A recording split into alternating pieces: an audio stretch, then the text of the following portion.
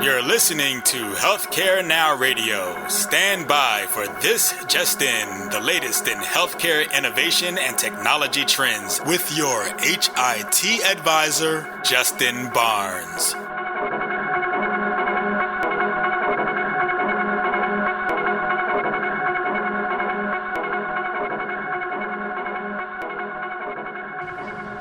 Thank you, everybody, and tuning back into us. And I certainly want to thank everybody from Business Radio X who's producing this live HIMSS19 segment of This Just In Radio show. I'm your host, Justin Barnes. Elise Sweeney, Anthony. Hello. From the hello. ONC. Yes. Thank you very much. Appreciate it. So you had an exciting couple days. We've been pretty busy. A couple of rules came out. One from us, one from CMS. Yes. So please, I would love for you to tell my audience about the new information, interoperability, information blocking, and patient access. Yes. Conditions of service, everything. Wow. Yes. So we've been pretty busy, as you know. Yes. We were working with developing a rule that really answered what Congress has asked us to do. Congress asked us to focus on the access, exchange, and use of electronic health information, thinking about how we update our certification program to really think about developers, not just from the technical capabilities that we usually include in our program, but also a broader perspective.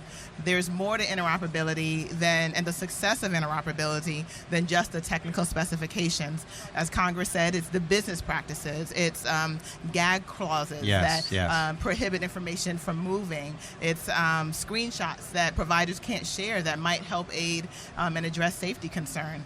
It's information blocking and all the different potential actors who could be doing that impact the ability of patients to have the information they need to be part of their care continuum. So yes, we've been pretty busy putting these provisions in place. I love it. So what's a screen share? I wasn't familiar with that piece. So you can't do a screen grab, a screen clip, or... So we heard, and I think Congress heard a lot as well about the fact that where providers would like to share some information related to screenshots and so forth, that they're not able to do that because some of the developer contracts don't allow that to happen. Okay. So what we've included is a provision saying that restricting communications, and screenshots are just one, that would not be allowed. There are certain limitations that we've included, things like you can't change the screenshot that you take, things of that nature.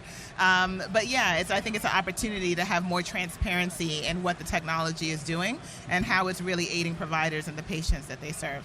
Excellent. So I guess one level deeper, and this is just a proposed rule that you put out there. Yes. But what are the goals? What are the 4 or 5 goals that you could see if we get the feedback and we incorporate the feedback and we work as a team and this is how we push out there? What do you hope at the end of all this? Yeah, well, Dr. Rucker, who's the National Coordinator for Health Information Technology, has really been focused on patient access. So bringing to life those pieces in this rule has been really critical. There's a number of places where we do that. We've heard from patients and other stakeholders that they would like an easier way to access their information, their electronic health information, whether it be from a provider or what have you. So we've included a provision that makes that easier and requires developer technology to have that in place for the providers they serve.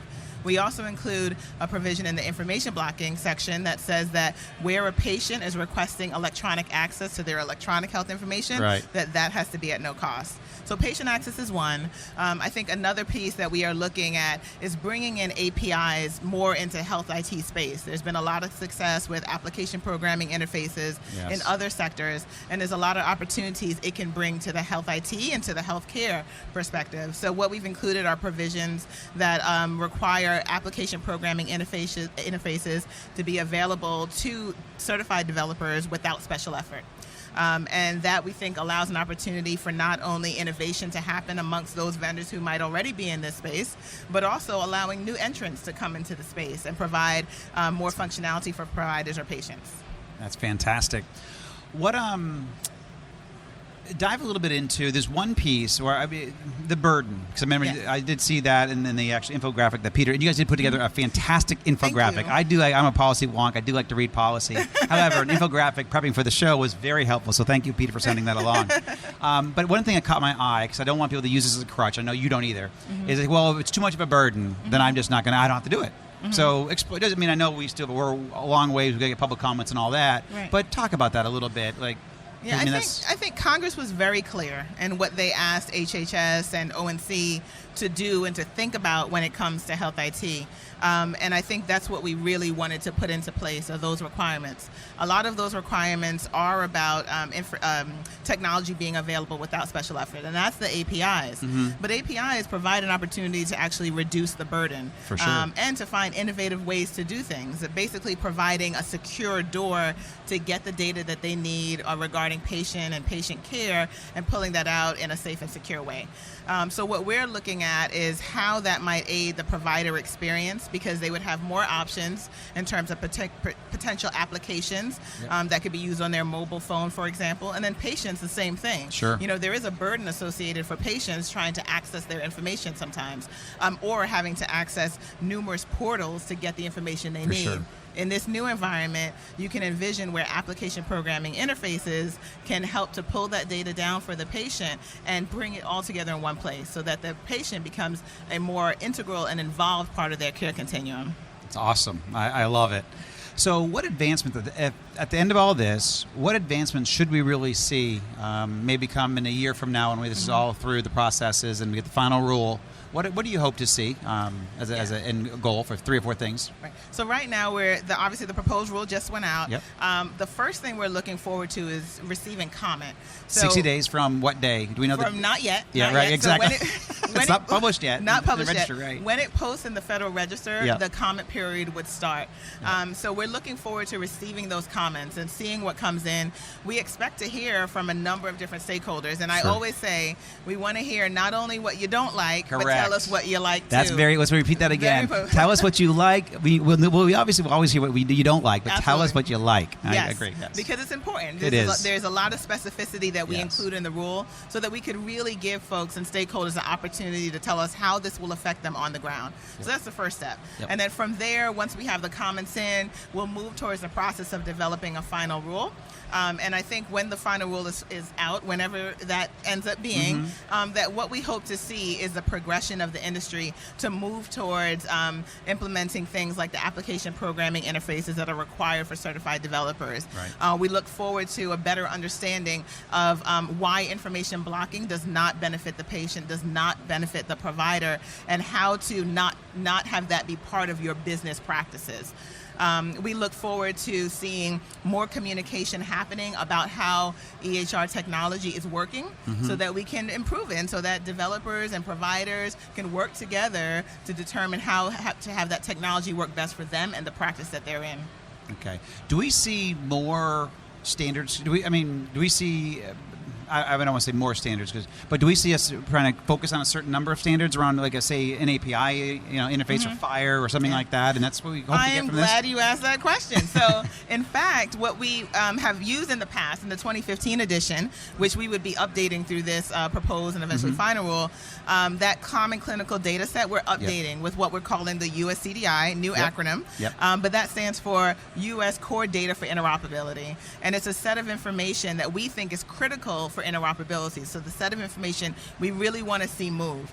And that can be expanded and adjusted over time. But one thing you would note that's included in there is now clinical notes. So that's something we're saying we think is critical to move as part of the interoperability spectrum.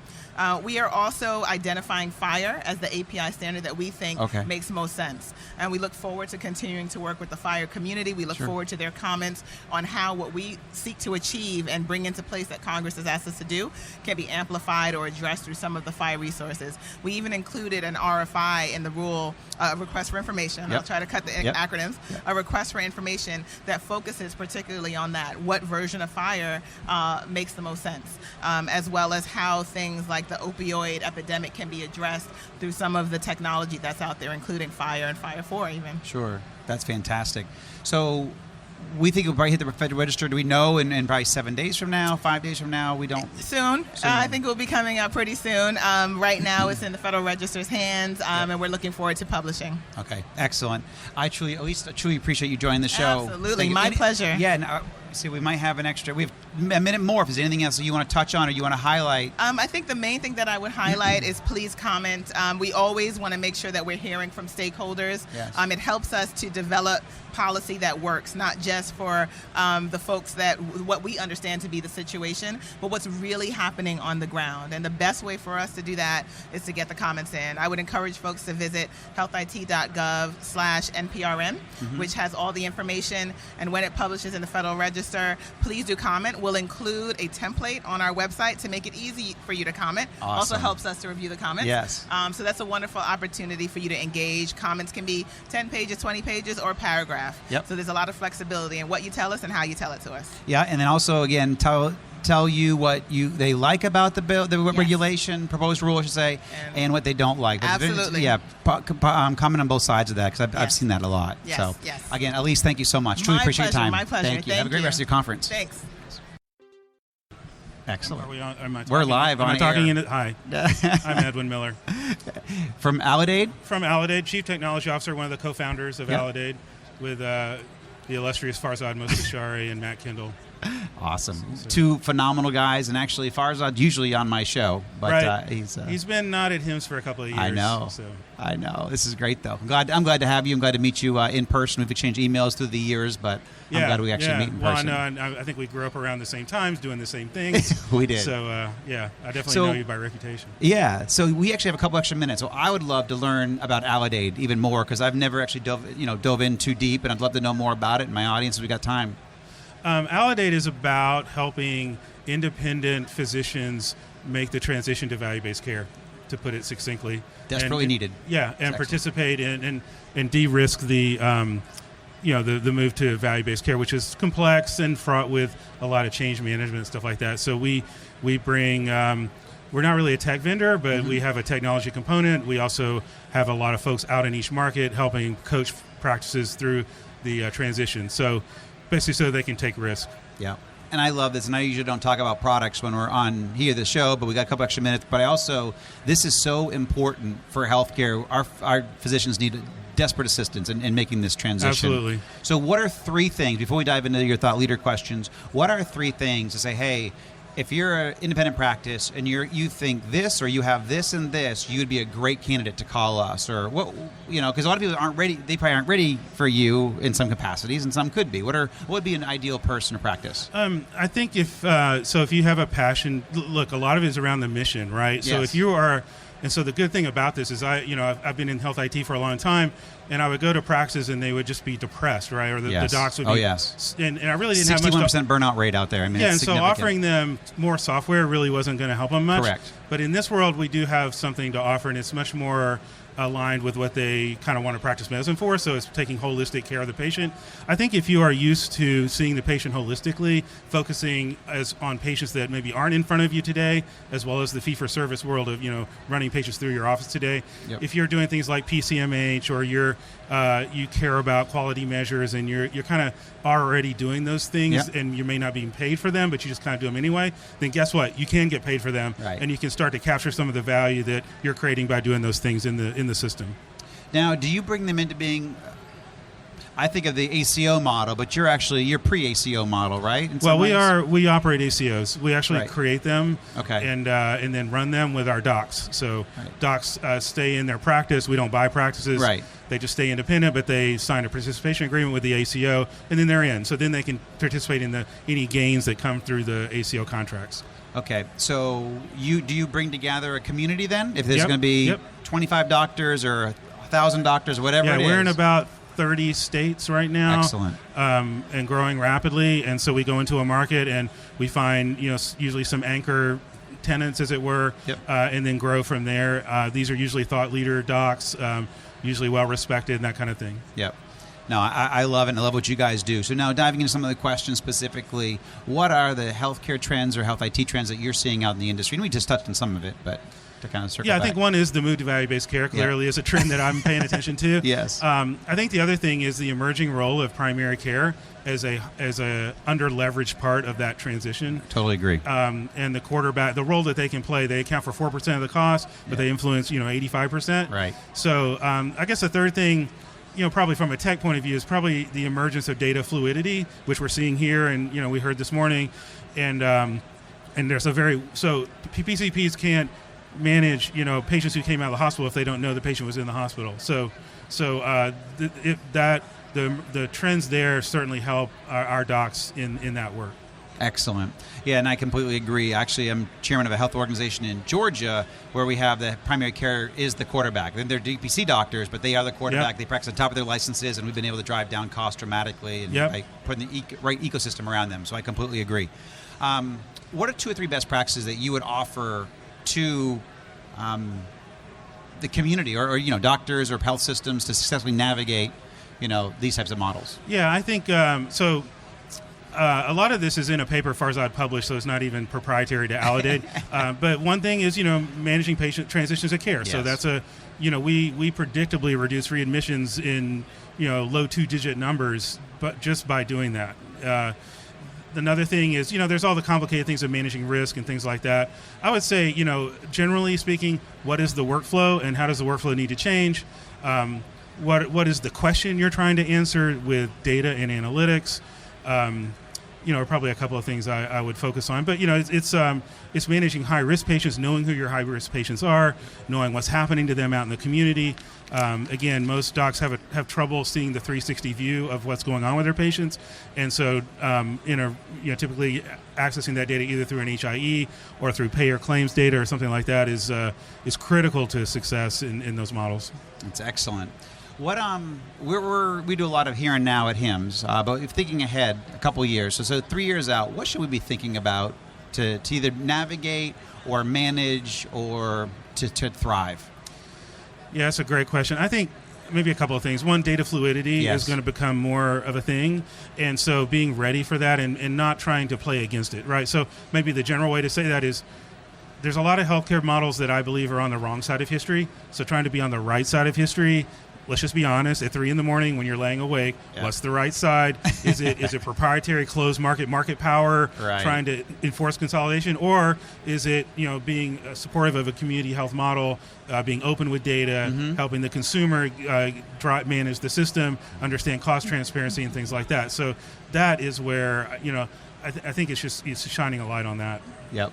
No, that's fantastic. Actually, Anish was just up here talking about that exact very thing. Getting the payers to actually open up, and I think there's a new rule that they're talking about a new rule, not the information blocking rule. We'll be talking about that at 3:50 today, but he actually talking about there's a new rule that they're publishing for the payers to have to open up some of their basically on the claims data and just and being incentivized to open that up. I mean, I don't know how you would take a risk contract for cost and not have access to the cost information. So true. I mean. Yeah, I'm kind of not really buzzword compliant. There's so many basic things that aren't there. Yeah. I love it. So what do you hope to get out of the show, out of the conference for us? I really want to see what, so I'm living in a boots-on-the-ground world. So the future's great. I do but as well. I'm in the world of paper workflows and faxes. Yeah. And so I kind of am wondering what EHR vendors are doing to embrace value-based care, which we've seen very little of so far. So there's a lot of, I'm probably looking for that. I'm just kind of seeing where the trends are going. Yeah. I'm trying to avoid as many buzzwords as I can. I love it. They're very, very smart. However, I got to say, people think that's a buzzword, but I'll be honest with you, every single person that has sat in that seat has brought up AI and artificial intelligence and how they're implementing it today and how it's being used today. It's not just in the future. It is real. Care delivery today, how we're spotting, we're looking for abnormalities that just aren't picked up by the human eye. And there's so many different pieces of our care strategy and research. And I think it's so interesting what there's leaders and there's followers, right? And there's and for us, we want to lead in value-based care and some of the things that we do, but we're going to be followers in other things. We are not, Amazon or as far as consumer empowerment, things like that. So we are watching those things, and it's absolutely true. I'm not trying to dismiss it. I think. I agree. Yeah. I think it's real. I just think it gets caught up a little bit. Well, it did, and actually, a lot of us were all saying that. We think, there's a lot of hype here, but then literally, as every single guest, I asked every guest pretty much the same 3 questions because we are looking for trends, and now AI is just out there. And again, it was a buzzword a couple of years ago, but now it's really we are a heavily analytics-based business. We would not do anything without analyzing data, predictive models, but it's things I would call more predictive models, not pure, AI. Maybe we could call it AI if it was marketing, but yeah. Okay. So on the what do you think of the new rule? Not to get political in any way, but what do you think about this new rule that was announced yesterday? I think the rule couldn't be better for our docs and for community health in general. Love it. We've been happy to see it. I know this is probably not popular sentiment at a show filled with hospital CIOs, but the trends that we've seen this year or in 2018 from the government have all been in the positive direction in terms of opening gates for this. Yep. No, I think it's overdue. I mean, to be honest, I think this is we're excited certainly for it. Well, hey, Edwin, thank you. True pleasure, my friend. Glad you could be thanks here. For having me. Thank you. You got it. Have a great rest of the show. So thank you very much, Chris Fowler, COO of CPSI and President CEO of Trubridge. Welcome to the show, my friend. Thank you very much. Truly appreciate it. So first of all, before we dive into all the questions, what do you hope to accomplish over the next couple of days? What are your goals? Part of what we're trying to do here at HIMSS is figure out what the latest trends are, making sure that from a product strategy standpoint that we've got our eye on the target and that we're delivering for our customer base exactly what we need to be from an industry standpoint.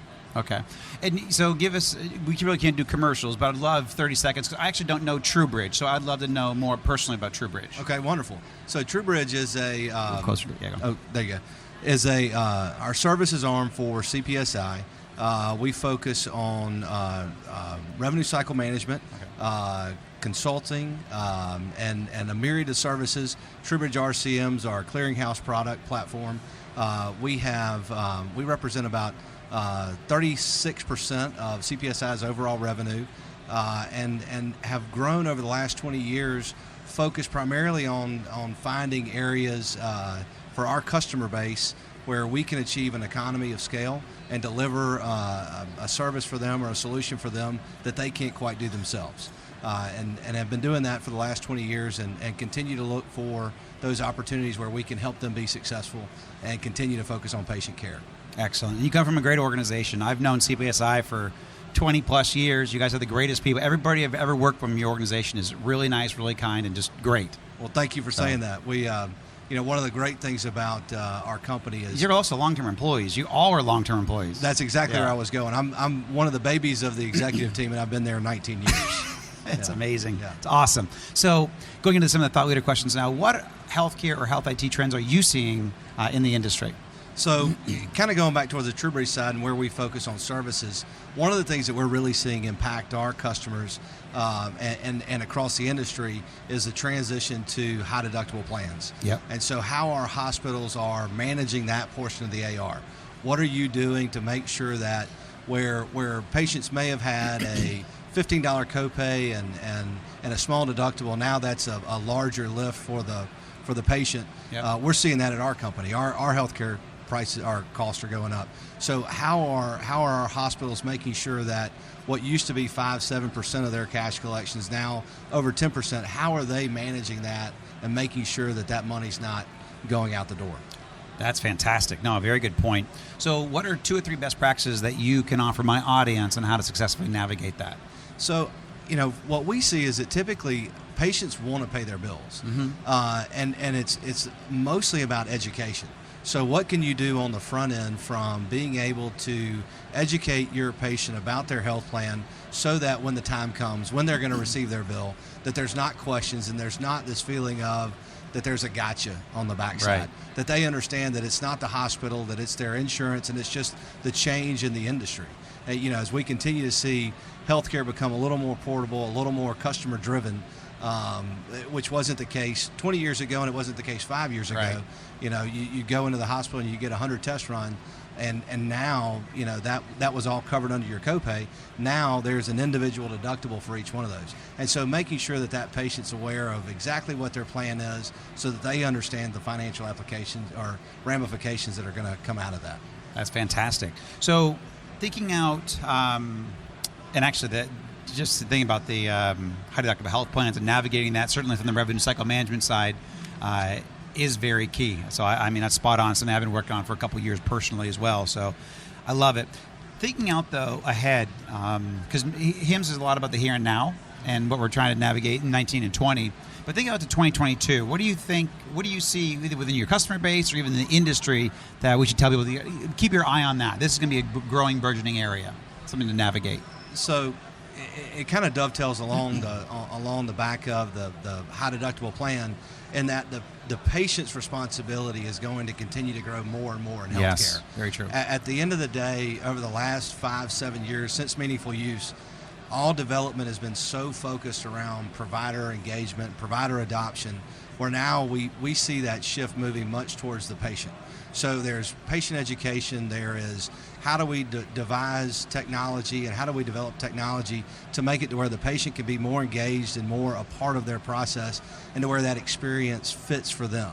So focusing on, and there's a lot of buzzwords you can throw out there, but at the end of the day, it's transitioning from treating sick people to treating well people. So, and how do you do that? You don't do that in the hospital. So you leverage technology, you leverage your iPhone, you leverage your Apple Watch, and it's not a Steve Jobs commercial, right, yeah. but all technologies that you can that are portable now that we're seeing out there and being used.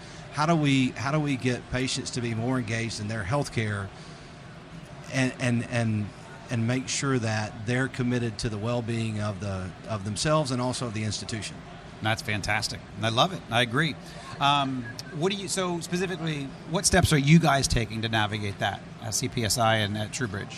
So a few years ago, we started our, along with Caravan Health, we initiated our own ACO, which I didn't know that. Yeah, we have 30 plus hospitals that are actually a part of that now, which, in the the CPSI employees? For our customers. So we have 33 hospitals that participate in an ACO, or in ACOs that we deliver along with Caravan Health. Excellent. So that was our first step, and we're in the process now of figuring out how we deliver, or how we help deliver chronic care management for our hospitals. So bringing that in not just as software and not as some consultancy, but as a white glove service, to where we're actually providing that for them. They can continue to stay focused on the things that they need to, and we can help migrate their patients more towards this healthy environment that we're looking to create. That's fantastic. Chris, I truly appreciate your time, my friend. Thank you for joining the show. Thank you very much. Awesome. And for everyone listening, thank you for joining us today. And please tune in weekdays at 2:30 p.m. Eastern, 11:30 a.m. Pacific. As always, you can track me on Twitter at HIT Advisor, and you use the hashtag #ThisJustIn so you can respond to your comments from this show. In addition, all my content's always posted on my website at justinbarnes.com. Thanks, everyone. Have a terrific week.